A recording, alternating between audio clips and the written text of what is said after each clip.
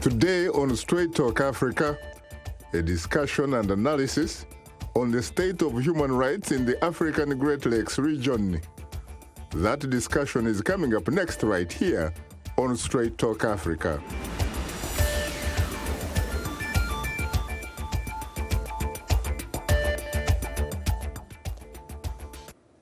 Hello, welcome to Straight Talk Africa, live from the Voice of America headquarters here in Washington.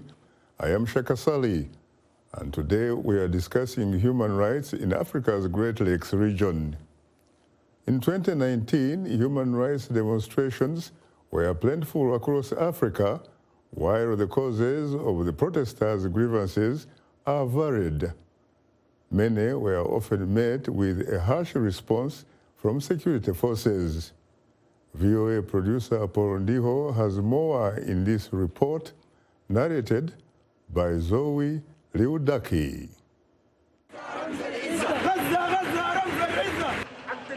In Sudan and Guinea, demonstrators were frustrated with the governing of long-time entrenched leaders. In Zimbabwe, angry protesters mostly vented over poor economic conditions. Human Rights Watch released its most recent report card on Africa in Johannesburg last month. We've seen, I think, the average men and women of the African continent taking agency, being agents for their own, for the changes they wanted to see. We saw an increase of peaceful protest in different countries. The second, I think, takeaway is that we've also seen a backsliding from government in terms of political and civic space. In Rwanda, 6 members of the opposition United Democratic Forces of Rwanda party, formerly led by Victoire Ingabire, are in jail after being convicted of forming an illegal armed group and conspiring against the government. Ingabire is an outspoken critic of President Paul Kagame, who served 6 years of a 15-year prison term before being released in 2018. Now the government is allegedly detaining and abusing children, but the government is denying such accusations. A United Nations report on ethnic violence in the Democratic Republic of Congo reveals documented killings that may rise to the level of crimes against humanity and possibly even genocide. For nearly 2 decades, the DRC has been the scene of sporadic, deadly ethnic conflict. The UN says violence in Congo has claimed millions of lives. The report says the barbarity that characterizes these attacks, including the beheading of women and children with machetes, the dismemberment and removal of body parts of the victims as trophies of war, reflects the desire of the attackers to inflict lasting trauma on the Hema communities and to force them to flee and not to return to their villages. President Felix Tshisekedi is promising to end violence and has called for a national reconciliation, but his critics say that that's not good enough. Meanwhile, violence in eastern Congo continues to rage with no apparent end in sight. Last September, the United Nations warned that in Burundi, police, security forces, and the ruling party's youth league, the Imbonerakure, were committing severe human rights violations. Despite President Pierre Nkurunziza's announcement that he would not run in the presidential election in 2020, tension has continued to rise. The Human Rights Watch report says that in Uganda, in 2019, the situation remained static, with violations of freedom of association, assembly, and expression. The government arrested its opponents and blocked political and student rallies. The government's continued failure to ensure accountability of abuses does not bode well for a country heading into 2021 general elections. The United States dropped Cameroon from the Africa Growth and Opportunity Act over allegations of human rights violations in its English-speaking regions. The crisis has cost more than 3,000 lives and displaced more than 500,000 civilians from their homes. But The Deputy Africa Advocacy Director for Human Rights Watch says in terms of human rights, overall, Africa is moving in the right direction. Who could have thought al-Bashir in Sudan will be overthrown? Who could have thought that will happen in Nigeria, in Africa? We're sort of looking at the Arab Spring. So people are being more aware of their rights to demonstrate, to protest. Across Africa, hope for improvement in human rights is on the rise. Since taking power in 2018, Ethiopian Prime Minister Abiy Ahmed has implemented sweeping political reforms that won him the Nobel Peace Prize for his restoration of friendly relations with longtime foe, Eritrea. For Bolndijo, I'm Zoe Liudaki, VOA News. Thanks, Paul, for that report narrated by Zoe Liudaki. Joining me today in Washington are two distinguished guests. Claude Gatebuke, co-founder and executive director of the African Great Lakes Action Network. Jean-Paul Ruhosha, executive director of Congo Today. And from New York, we are joined by Ida Sawyer, deputy director for Africa at the Human Rights Watch. Well, I have to say, Ida, Claude, and Jean-Paul, that I'm profoundly honored and exceedingly humbled to have the opportunity to host the three of you on Straight Talk Africa. Thank you, Shaka. Thank you. Profoundly honored and exceedingly humbled also. Thank you. You're most welcome. You look terrific in that gorgeous shirt. Thank you, thank you. I'm trying to keep up with you. Thank you, Shaka. You're most welcome, Jean-Paul. Now, let me, in fact, shoot the first question to you, since you have a gorgeous shirt on. You come from the beautiful southern rolling hills, beautiful country of Rwanda. Yes. What is the state of human rights in that republic?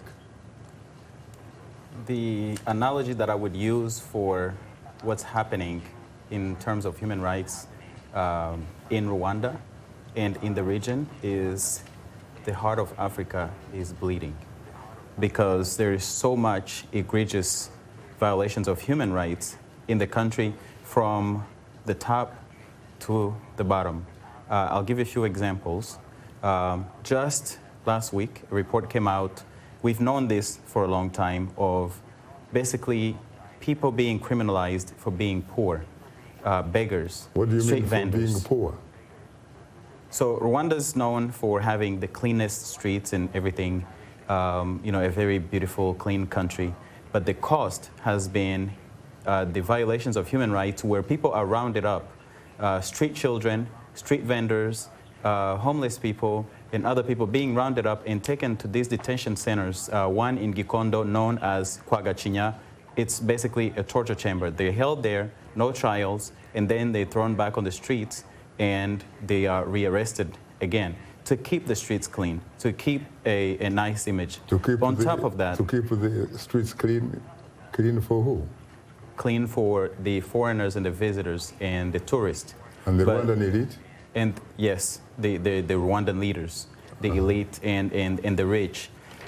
Additionally, in December, just a little bit before Christmas, poor people's houses were destroyed.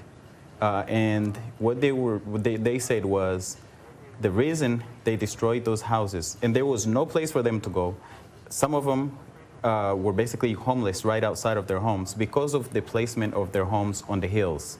And they were saying that it's in anticipation of the rains not taking the houses down. So instead of the rains themselves destroying those houses, the government hired people to come and actually destroy the homes with no place for those families to go. Some of those families are still homeless today. And I can go on and on. This is just inside of Rwanda. People's families continue to report on a daily basis their family members and their loved ones going missing. And as far as when you go beyond that, the day-to-day life, the elites, the people in politics, there's no opposition. Anyone in opposition that's legitimate opposition has been jailed. Obviously, there was the release of a few members of the new formed party, Dalfa Umurinzi, that was formed by Victoire Ingabire recently. But a number of her members of her party, are still imprisoned on trumped-up charges. We'll get to that and more later. What about you, Jean-Paul? You were here not a long time ago talking about pretty much the same thing. Exactly. Are you telling me that nothing has changed since then? Actually, it became worse than what it was last time. Last time we talked about preventing it, even though it was going on already. But unfortunately, nothing that the government did. Right now, the government actually is open to kill the people. We talk about South Kivu. I'm talking about South Kivu Banyamulenge. This last time, where the MONUSCO is, there is a Banyamulenge who have been killed there. Again, in the zero, I showed you the cardiography and the map. But the government says that, on the contrary, it is a servant of the people.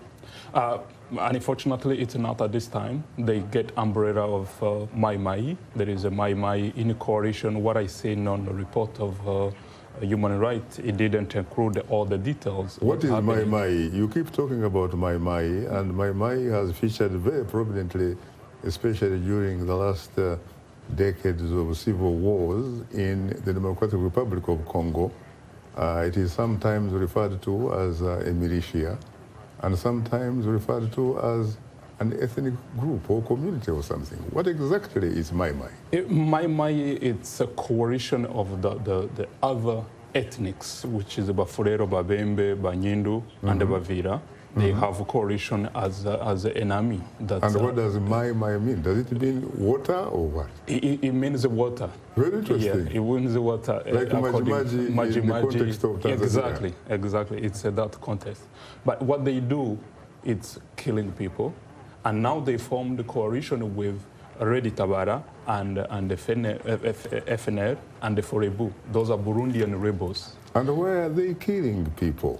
Good question. They are killing people. Why? They wanted to do what I will call uprooted, which is, in French, I can call it déracinement. Now, wait a minute. The primary audience of Straight Talk Africa is English. Exactly, which is what I'm saying. It's uprooted. It's the people, they want to get all the Banyamulenge out of Congo. And for them to do that, they have this deal that they did with all the Burundian and the Mai Mai, so they can kick Banyamulenge out of the South Kivu and the whole entire country. So for them, are they simply targeting Banyamulenge?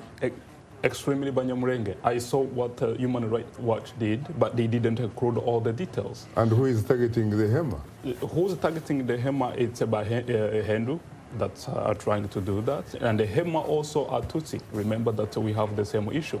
And all this is because they think that we are not Congolese, even though President Felix Tshisekedi said we are Congolese, even though I'm not really impressed by his speech saying that we are not citizen seekers. We were there before Congo was there. Banyamulenge were there before Congo became Congo. As a matter of fact, when you talk about Congo, it reminds me of, again, the Berlin 1884 conference. Exactly. Before that happened, the Banyamulenge were there. The Hema were there. So there is no any reason for however, to violate those rights of them, to kick them out. That's a fundamental right to have them under the strategy. But these are colonial political expressions, really. Exactly. How they Why would an African be, for example, a foreigner in Africa? That's what's happening there, Shaka. And what they are trying to do, they are trying to kick them out, to get them out of their land. They've been burning their houses, taking their cows away, and you know they are farmers. And they've been destroying all their houses, everything they have, they belong to. So what they are doing exactly is it's a strategy to kick them out of the country completely. So would you agree with some who actually suggest that what you're looking at is a conflict between the whole, for those who are cultivators, and the cow. No, completely. Because the cow is looking for unfettered access to grass and water and all that kind of stuff. Let me explain what they're doing. This is a political deal. When you look at it, they're using so-called Mai Mai and the so-called Redi Tabara and all that. When you say they are, who are they? I will tell you that it's a government of Congo. A and government? Yes, and we have evidence of FRDC, the army of Congo, doing that to the people, openly kill Banyamulenge, and saying that we are not here to protect you, we are actually here to escort you to Rwanda, as they think that Rwanda is the country that's where the Banyamulenge come from. It's the same issue that's happening in Yumba, what Human Rights did report about. And do you have incontrovertible evidence on that? Unfortunately, I didn't bring them, but last time I did submitted it to that, and which is what we are working on right now to prove that. And I was trying to get in contact with AIDA to show that, so we can document those incontrovertible evidence, as you said, that could provide, those people could go in jail and justice could be served for Banyamulenge and the other people in Congo. Who are your primary sources? The people. Which people? The Banyamulenge who are there, who have been victim of that, and the Bafurero and the Babembe who are not belong on that kind of deal. And what about the Bashi? And the Bashi also. The Bashi also, there is a Bashi who are against this kind of deal and who are openly talking about these deals every single day. And Shaka, this is causing a big issue. I think it's going to cause the whole entire region the problem. This may affect Rwanda. This may affect Burundi. Remember, there is an election coming up in Burundi, the presidential election, which might be worse than what we believe we've been seeing. It's happening in Banyamulenge right now because they are victim of that. What they want, actually, they want to get the land so that they can have as their base of the strategy the world to fight Burundi. This is Redi Tabara. Remember, Redi Tabara, it's those who did attempted coup to Burundi and they failed. But they formed the coalition between them and the Mai Mai to kill Banyamulenge. Let's hear from Aida. Good afternoon, Aida. Thank you. Yeah. So I think looking more broadly at the human rights situation in Congo, we are extremely worried. I think there was a lot of hope that things would change significantly with the transition and with Felix Tshisekedi coming into power, and a lot of promises were made. Some improvements happened. A number of political opposition leaders and activists living in exile were able to return. Political prisoners were released, and President Tshisekedi has made a lot of promises, but so far we're yet to see a lot of change on the ground. And the situation in the east, as Jean was just describing, is extremely worrying, including in Minembwe, in that area, with the attacks on Banyamulenge and the inter-ethnic conflicts there. But across eastern Congo, there are still some 130 armed groups that are active, and abuses by these groups as well as by the Congolese army against the civilian population. And one of our big concerns is that the abusive commanders of the army who were there under Kabila's regime are still in power, including many who have been sanctioned by the UN Security Council and the United States and the European Union, and who have long records of involvement in serious human rights abuses, attacks on civilians, and support to armed groups. And these officers are still playing a key role in eastern Congo, and we have reports that some of them are continuing to support armed groups and undermine efforts to bring peace and stability to eastern Congo. So we feel it's really crucial for these officers to be removed from their positions of power if we really want to make progress in ending all of this violence in the east. Aida, you talk about the transition in the Democratic Republic of the Congo, but there are some sources which say, on the contrary, what you saw as a transition was probably a facade. They argue that when you look at President Felix Tshisekedi, you are talking about a man that has a position and rank with no authority. How do you respond to that? I think we all saw what happened during the elections in late 2018 and after the leaked data that came out from the Electoral Commission and from the Catholic Church Observation Mission showed that Martin Fayulu, the leader of the Lamuka coalition, won overwhelmingly in the vote. But in the end, the presidency was not given to him. It was given to Felix Tshisekedi, another opposition leader, while former President Kabila's coalition, the FCC, maintained control over parliament. And when the government was eventually appointed in September of last year, Kabila's coalition retains a majority of positions there. And up until now, the security forces are still largely controlled by officers who were part of Kabila's regime and could still be loyal to him. So while Felix Tshisekedi, who I think all indications are that he has good intentions and he would like to see the situation improve. He himself has no record of involvement in serious human rights abuses, and I think he wants to make things better for the Congolese people and to have a good record. But he up until now his ability to implement change is limited, given that he doesn't have the control over parliament or the government, all of the ministers and the security forces. But it remains to be seen. He's called this year the year of action. He's traveled a lot to try to gain support internationally and regionally. And if he is now president, if he wants to act to make changes in the security forces, to push investigations forward regarding corruption allegations, make progress in the fight against impunity for serious crimes,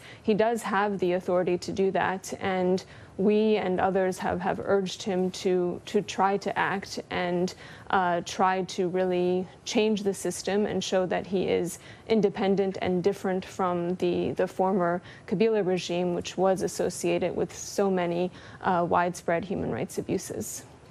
Good intentions indeed. How can you talk about good intentions when the individual does not, in fact, wield authority, wield power? He cannot move any mountains. Well, he has. I mean, he is the president. He has done some steps. He removed, for example, Kalev Mouton, who was the head of the ANR, the intelligence services, last March.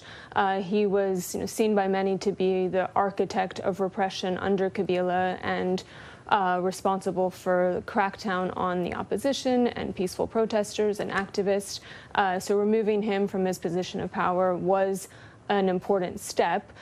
We would like them to go further and open investigations into all of the abuses he was allegedly involved in and responsible for, but that was one step. And I think if he has the courage and the will to act, he could take similar steps to sideline some of the other abusive security force commanders who still maintain senior positions of power. And he can allow and encourage the justice system to operate independently. On corruption, there are some investigations that are going forward. We would like to see more progress on investigating and trying to prosecute serious war crimes, crimes against humanity that have been committed, including by some of these officers in the security forces, but also armed group leaders who, some of whom are wanted on arrest warrants, like Guidon. He's the leader of an armed group that controls much of what Masisi and Walikali territories in North Kivu, and his troops have been responsible for recruitment of children and ethnic massacres, mass rapes, widespread violations. And if there is a will, the Congolese authorities could move to arrest him and bring him to justice, and that would be an important step in the right direction and have a real impact for people living in these territories. Very interesting. Claude, you were in Rwanda during and immediately after the genocide. Yes. The first post-Rwandan genocide president was a gentleman called Pasteri Bizimungu. Yes. He was president. He was son excellence. What else did he have, really? He had the title, but he didn't have the power. He had a title. He could essentially he could enjoy pomp and pageantry, but could he in fact make even the most basic of decisions? No. All the decisions were coming from the vice president. And at the time, the vice president was current president of Rwanda, Paul Kagame. So he was just a figurehead at the time. And of course, yes, in terms of ceremonial and going to the ceremonies with the title of president, he could do that. But the decision making and everything in terms of ruling the country, it was being done by the vice president. When he was overthrown, the post of vice presidency was removed in the country. But the thing I want to add to what the comments that everyone made is you cannot talk about the human rights violations and the massacres and all of the belligerence in the Congo without talking about Rwanda and Uganda, the roles of the Rwandan military and the Ugandan military in Eastern Congo. And by the way, one of the things that the current president of Congo, Tshisekedi, has really, in my opinion, messed up on was allowing the Rwandan military to be able to enter the Congo and operate there. So basically, what you are saying here, though, you are contradicting yourself.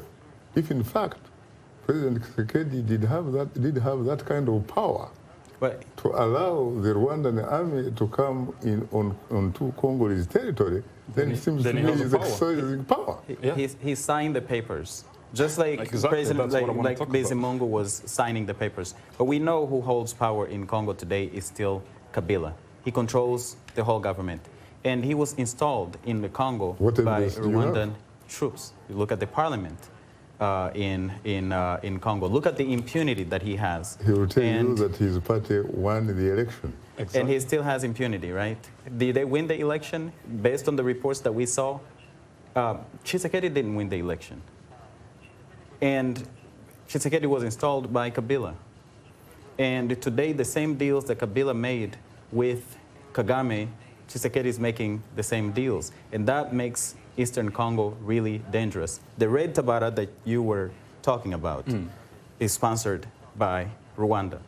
The rebels that were trying to overthrow the Burundian government in 2015, they weren't rebels then, but they were expelled from Burundi or ran away from Burundi, went into refugee camps in Rwanda, and then the government of Rwanda started conscripting them into a militia to invade Burundi. And now they're over in the Congo. It's the same militias committing the atrocities against the Banyamulenge. Now, back to the Banyamulenge. They were also used back in the 90s by the Rwanda military to invade the Congo, commit genocide against the refugees, the Rwandan refugees who were there, go all the way across the Congo. Since that invasion, millions of people have been killed since that invasion. Now, General James Kabarebe. Banyamulenge. They were calling themselves Banyamulenge. But they are there is no way. Were those your relatives? Yes, but they didn't commit genocide. That I will correct. They used the name. That's what he said. Exactly. But now Banyamulenge committed genocide, and that's what caused most of the bad image. If you saw the report that just came up from Genocide Watch, they described that what he said in 1996. The war of 1996 to take off Mobutu Sese Seko, and in 1998. But in 1996, Mobutu was basically removed. Yes, by foreign forces. Exactly, that's what he's talking about, and that's when they used name of Banyamulenge. And again, they used the same name in 1998 when President Kabila did crap with the Rwandan regime by the time. And then that's how they formed what's called RCD by the time, which was led by Mbusa Nyamwisa and later on Ruberwa, Azarias Ruberwa. But it didn't... he was one of the 4 vice presidents. Yes. Yes. Yes. And at that time, when they used the name of Banyamulenge and they fight it, they had a half of the country by the time. But again, there was a coalition between Banyamulenge by the time with Rwanda, which caused a bad image especially according to the report of Genocide Watch on Banyamulenge, the image of Banyamulenge. But again, clearly Banyamulenge never did the genocide to any Congolese because they're Congolese. They believe they're Congolese. Let me go back on what Aida said on good intention of Felix Tshisekedi. Felix Tshisekedi have no good intention to resolve the issue at all. I have the evidence of this. We did offer him the plan and the strategy to prevent the killings. And I think I have the evidence of the document that I did send it to him, and the Congo Today did, and the many activists did send it to him to prevent what's going on in Congo, especially in South Kivu. But he never have any intention to do that. And he has power. Don't get twisted that President Tshisekedi doesn't have power. He is the chief, he's the commander-in-chief of the DRC army and everything else. He's the president. But without authority. That who measures the authority? He gives the order, he can remove a military to the position but to the other. But wait a minute, we already agreed that the man enjoys the position and rank, pomp and pageantry, but does not have willed authority. I will contradict that to say that he has no willingness to resolve the issue, but he has a power to prevent what's going to what was happening. I can tell you that I have information. If he just repressed a commander who was in South Kivu to another commander, it was going to prevent 350 Banyamulenge who were killed in this last 2 months ago. It was going to prevent 200,000 cows that they took from them. It was going to prevent all those houses they burned down. But he never had that intention to do. I met with him here in Washington, D.C. I explained to him. I gave him the strategy. I went to the people that I think they could know him. And what did he say? He promised to do that, but he never did. He even to send a simple letter to say, okay, we are going to reconcile these people, he never did. Because I was in contact with Bafurero, Babembe, Banyindu, all those leaders. And what did we ask him to do? We asked him to give order as a president of the republic to get Ready Tabara out. Thank you. Of the thing. And the Ready Tabara, it's not only violation of human rights. Give me 1 second, Shaka. It's not only violation of that, but also it's against the Constitution of Congo, Article 52 and Article 51. Jean-Paul, unfortunately, there is no democracy in Studio 47. When the producer says go, you have to go as a good soldier. You are tuned into Straight Talk Africa, and we'll have more of our discussion in a moment. So please don't go away, because we'll be right back with you.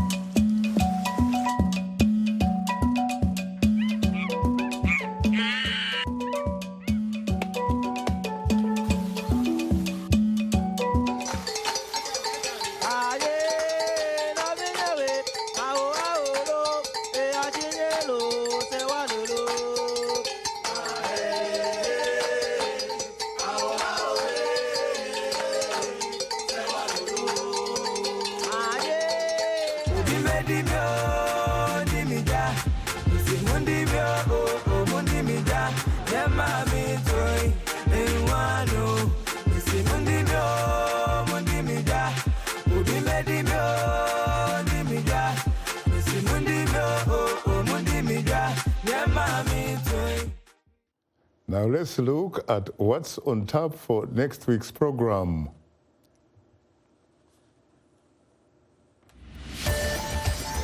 On the next Straight Talk Africa, protection, patronage, or plunder?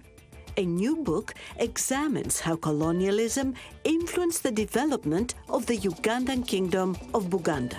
On the next Straight Talk Africa. And today we are discussing human rights in Africa's Great Lakes region. Our guests are Claude Gatebuke, co-founder and executive director of the African Great Lakes Action Network, Jean-Paul Ruhosha, executive director of Congo Today. And in New York City, we are joined by Sawyer, Deputy Director for Africa at the Human Rights Watch. Well, Ida, Claude, and Jean-Paul, once again, I'm profoundly honored and exceedingly humbled to have the opportunity to host the three of you on Straight Talk Africa. Thank you. Thank you, Shaka, for keeping Africa Hope alive. You're most welcome. You're most welcome. And let me come to you, Ida.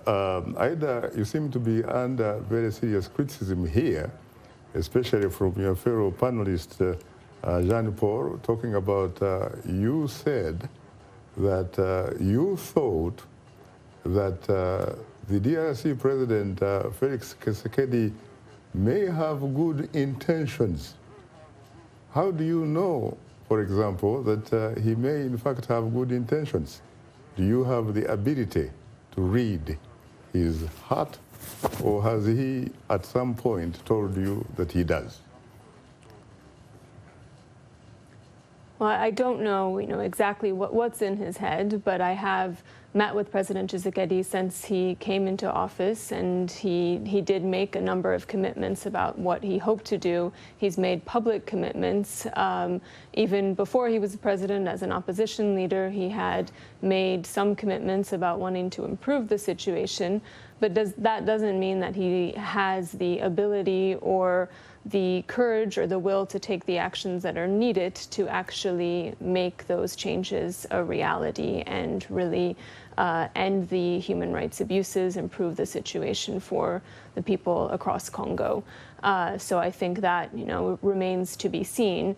And again, around what's happening in Eastern Congo, as long as these abusive commanders are leading operations and his military and security advisors are those individuals with long records of serious involvement in human rights abuses, I don't think we're going to see real change on the ground. So I think a key first step needs to be taking action to sideline those abusive commanders and looking at a new strategy, not just repeating the same strategies that we've seen year after year in Eastern Congo, including, for example, this idea of doing joint operations with the Rwandan army.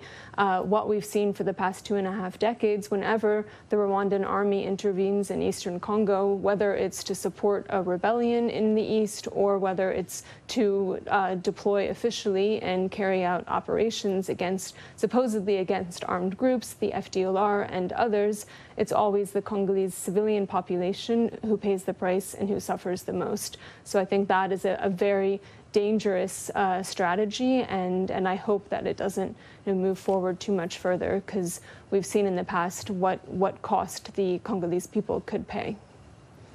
Now, Ida, let's not just stick on the Congo. Let's also visit the Republic of Rwanda a bit. You had earlier allegations coming from Claude Gatebuke about the violation of human rights in Rwanda. What would you say about Rwanda from your vantage point? Yeah, I think I would agree with Claude that the violations are really from the top to the bottom, and there is no political space for independent voices to speak out, to document human rights abuses in Rwanda. No really independent opposition is able to operate, and we've seen at the top just in the past year, in 2019, we documented several opposition leaders and a journalist who either disappeared or were found dead in mysterious circumstances. People, again and again, people who speak out, attempt to criticize the RPF or the President Paul Kagame, they are silenced, and it's incredibly difficult for anyone to criticize government policy. And then we've also seen, at the bottom rung of society, we put out a report that Claude mentioned just last month of how street children and sex workers, street vendors have been rounded up and thrown into these so-called transit centers.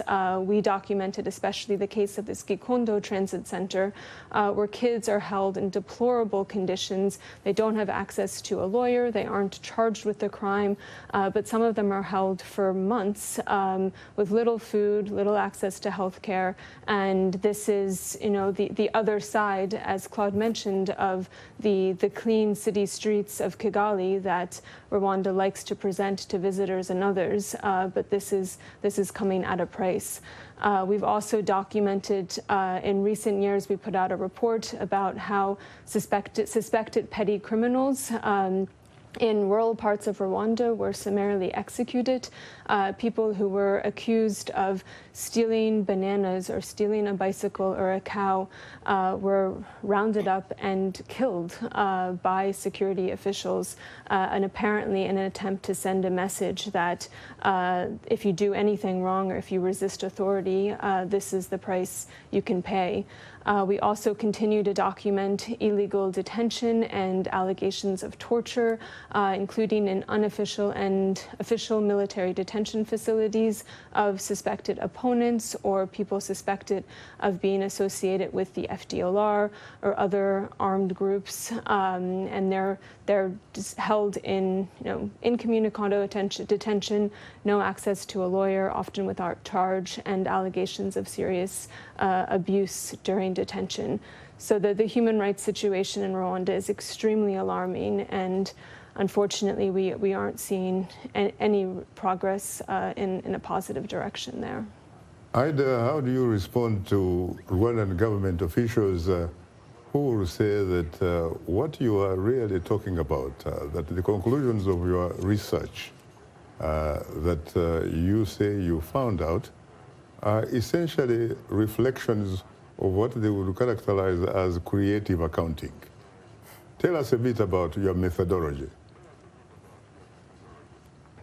So we have a very meticulous methodology at Human Rights Watch, and we only publish information after we've confirmed it with numerous sources. We've spoken directly to victims and witnesses and others with information about the alleged abuses that happened. We always contact the Rwandan authorities and share our findings with them in advance of publication. We ask them for their response in an attempt to include their account, their version in our publications.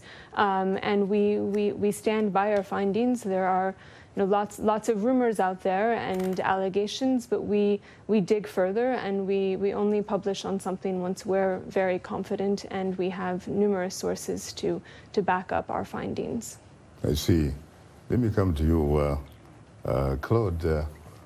There are some who say that in order for someone to be a legitimate and effective leader of a nation, that particular person has to reflect 4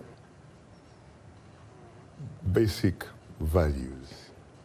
These 4 basic values are basically 4 C's, not like the 3 C's of David Livingstone, which essentially the colonialists used as a justification for colonizing Africa. But these 3 C's are very important in the sense that 1 C stands for conscience. The 2nd C stands for character. The 3rd C stands for courage. And the 4th C stands for country. Do you see any leader in the Great Lakes region that reflect these 4 C's? I would say they're all characters, but they don't reflect the 4 C's. What do you mean they're all characters? In the way they operate, the way they pretend to serve the people, but they really are serving themselves, and they sell these images abroad of being great leaders, great Pan-Africanists, who in fact are butchering the people inside of the countries that they are ruling. Their own people. Yes, and also the people across the borders, in the case of Rwanda and Uganda. You were talking about the region, the Great Lakes region of Africa. Mm-hmm. So when I say characters, they're actors. They're not genuine in what they present themselves as.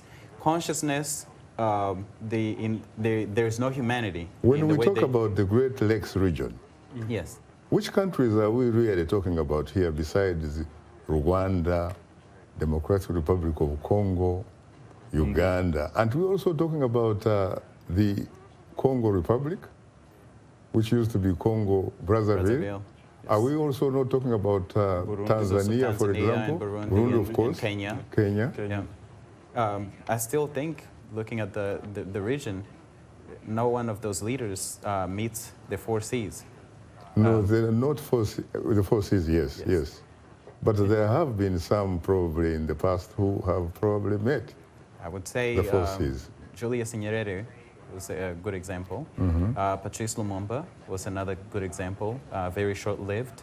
And in fact, the removal of Lumumba has set in motion this practice of Western countries, the US and the UK and France, installing friendly tyrants and dictators, starting with Mobutu, who served 32 years and bankrupted the Congo, and then was replaced in the region by Museveni and Kagame. The belligerence in the region has the support of the outsiders, people who are not from the region but exploit the region.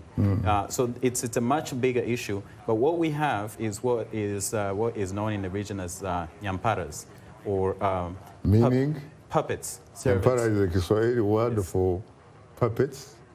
Yes. For a foreman. Right.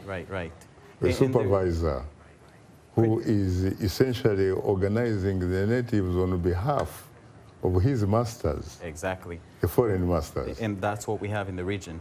What the leaders that we have, like I say, Julius Nyerere and Patrice Lumumba really met, in my opinion, the 4 Cs.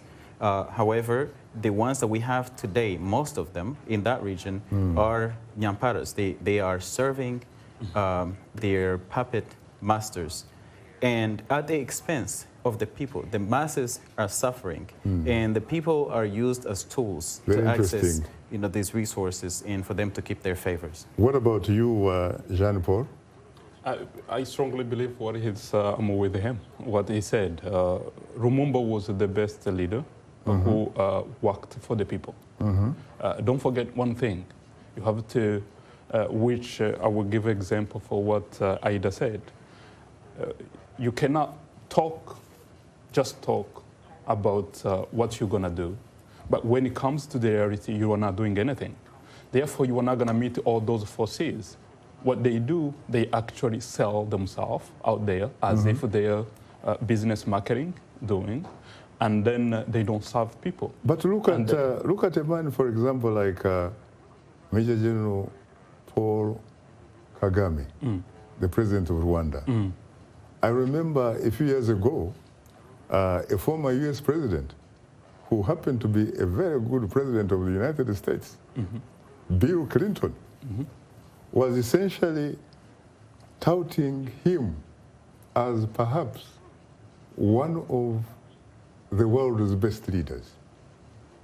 A man who somehow had led his country through very difficult times and had, in Bill Clinton's view, brought about, for example, what he characterized as genuine political reconciliation in Rwanda. And yet the evidence on the ground probably suggests otherwise. And you had also a former British Prime Minister, a good Prime Minister at that, Tony Blair. So what does that mean? I'm simply asking you, when these two individuals, who were very good leaders in their own countries, and in fact were respected internationally, when they make that type of endorsement to a man like Paul Kagame, and then you probably look on the ground and say, wait a minute, what is this? What does that mean? To me, you cannot be, just because of somebody who's in a high power and see you as he see him, it doesn't make you to be a perfect leader. No, I'm not looking for perfection. Let's go on that. And when you said that he did what he did, I believe he did for Rwandans. He did what he did for Rwandans. And which is, he didn't do everything he did, it's not zero. No. there is something he did when it comes to economic development, when it comes to cleaning the city, as he was saying. You can clean the people out and call it cleaning the city. But Jean-Paul, someone will also tell you that a man called Adolf Hitler did incredible things in Germany. In fact, during his days, Germany was even on the technological cutting edge. He is the man, for example, who came up with the Autobahn, what we now call highways and all that kind of stuff. They produced Volkswagen, which is supposed to be a people's car. You can talk about Joseph Stalin. He brought about an incredible development in what was once the Soviet Union, to the extent that it became a superpower. I think, Shaka... But at the end of the day, you have to look at the people. You have to put people at the center. Exactly. That's what I was going to talk about. We have to measure the leadership of the leaders, how they manage to lead their people. And that's what we needed to see. Is it President Kagame, what he does in Rwanda, the people are happy about it? Is it everybody see themselves in that kind of leadership? And there is a democracy that's needed in the country. Can everybody have freedom of speech, freedom of whatever they want to express themselves? Is that happening in Rwanda? Can a person, for example, have the right to own an opinion that may be different from the government or the ruling party? Exactly. That's what we can now understand and say, okay, this is a president who are loved by people, who is a good leader, who we can measure that way. But if not, then he's not the right leader that we can see. But on Kagame, maybe he's the Rwandese he will talk about. Kagame's record shows that he's more in line with Adolf Hitler and the other leader that you mentioned in terms of, you know, they did all these great development things, but they hurt the people. They hurt millions of people. And he's more along those lines, more so than being a great leader for the people in the country or the region, seeing the millions of people who have been killed in the Congo. And in Rwanda, not just Congo, but inside of Rwanda and in the Congo since 1990, since Paul Kagame started operating inside of Rwanda, people have been dying daily. People have been killed. No trials, no justice. You can't have an opinion. And that is not a leader that you can, you know, nuance and go by the opinion of a Bill Clinton or a Tony Blair, because a lot of us have... He might be just a friend of We'll come back to that later. Ida? Hello, yeah. Ida? I think one thing we're seeing across the Great Lakes region is what you could call a facade of democracy, where these leaders feel like they need to show to a degree their people, but also these international powers, that they are organizing elections and that they were elected in some sort of process. But it's really all about them just maintaining power. And when you don't allow the opposition to participate in the election, or you don't allow people to hold peaceful protests, peaceful demonstrations, when you lock up journalists, when you lock up pro-democracy activists, when you fire on demonstrators, that's not a democratic process. That's not a credible election. So I think, and then you also have them changing their constitutions to remove term limits, to allow them to stay in power for longer and longer. And I think there needs to be much more from international players to look at the conditions of the elections, and not just, it shouldn't just be a box-ticking exercise to see if a so-called election happened, but you need to look at this broader context and see if basic freedoms are respected, to make the process credible, and to see whether the people really had a say in deciding the country's future and who the country's leaders are. Good point. Well, how do you respond to some people who say that you really cannot eat this thing called democracy, that it is better perhaps to emphasize service delivery than democracy? Is it possible that perhaps service delivery and democracy are mutually exclusive? and not mutually reinforcing? No, I don't think they're mutually exclusive. I think that part of the problem is just insisting on the technical process of holding election, but not putting enough attention around the climate that makes a credible election possible, and making sure that people's basic freedoms are respected and people are able to voice their opinions, they're able to participate in a democratic process. And I think if the focus is on building from the bottom up to ensure that those basic freedoms are respected and organizing an election in that context, it makes service delivery easier and it makes development possible. But I think if you just insist on the box-ticking exercise of an election, you could do some service delivery, but at the end, if people feel like they don't have a voice, they aren't able to speak out, they don't have their basic freedoms, that's a big price to pay for some development. You know, Ida, during colonialism, these countries had a police force.